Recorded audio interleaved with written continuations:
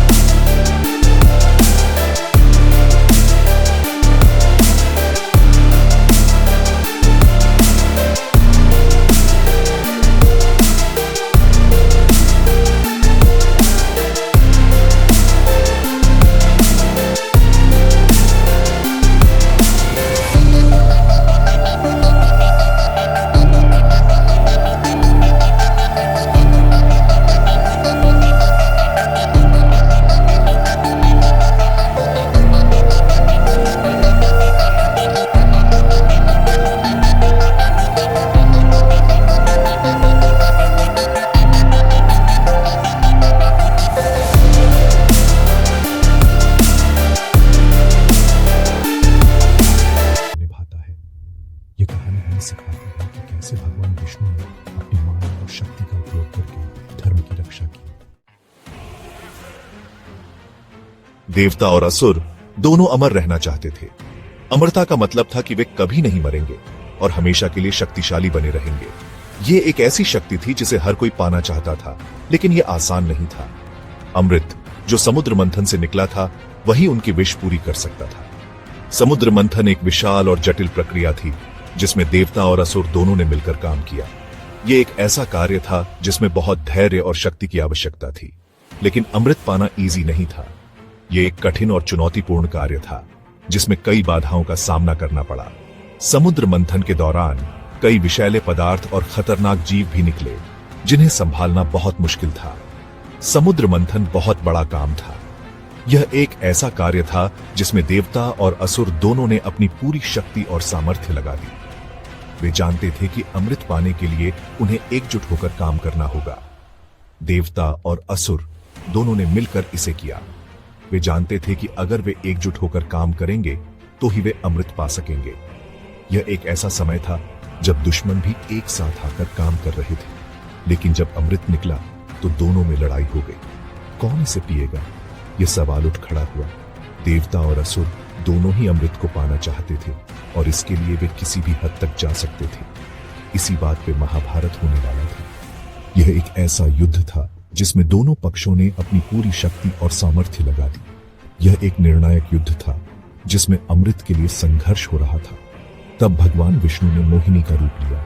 मोहिनी का रूप धारण करके भगवान विष्णु ने अमृत को देवताओं को सौंपने का निर्णय लिया। यह एक चालाकी भरा कदम था जिसने देवताओं को अमरता दिलाई और असुरों को धोखा दिया। मोहिनी बनके विष्णु जी ने देवता और असुरों को अपना दीवाना बना दिया। मोहिनी का रूप इतना मोहक था कि देवता और असुर दोनों ही उनके जादू में बंध गए। यह रूप धारण करने का उद्देश्य था देवताओं को अमृत पिलाना और असुरों को इससे वंचित रखना। उन्होंने अमृत बांटने का जिम्मा लिया। अमृत जो अमरता का प्रतीक है, उसे देवताओं तक पहुंचाना एक महत्वपूर्ण कार्य था। मोहिनी ने अपनी चतुराई और सुंदरता का उपयोग करते हुए असुरों को भ्रमित किया और अमृत केवल देवताओं को ही दिया। अपनी सुंदरता और चतुराई से उन्होंने देवताओं को अमृत पिला दिया। देवताओं ने अमृत पाकर अपनी अमरता को पुनः प्राप्त किया और असुरों को पराजित करने में सक्षम हो गए। इस प्रकार मोहिनी ने देवताओं की सहायता की और असुरों को पराजित किया। लेकिन भगवान शिव भी मोहिनी की खूबसूरती के आगे पिघल गए। शिव जो तपस्वी और योगी हैं, वे भी मोहिनी के रूप से प्रभावित हुए बिना नहीं रह सके। मोहिनी का यह रूप इतना आकर्षक था कि शिव भी उनके प्रति आकर्षित हो गए।